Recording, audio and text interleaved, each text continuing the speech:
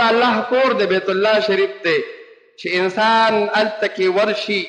نو د هلته نه زړه نه کېږي او وایي چې په بار بار باندې بیا دې ته راتللې. دا الله تعالی دې کې خپل برکت ایښی دی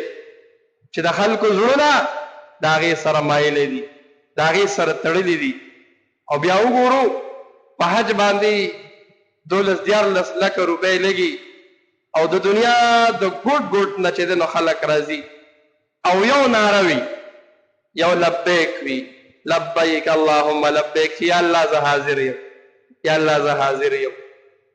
که هغه لبیک د مزدلفې په مقام کې وي، که هغه لبیک د عرفات په میدان کې وي،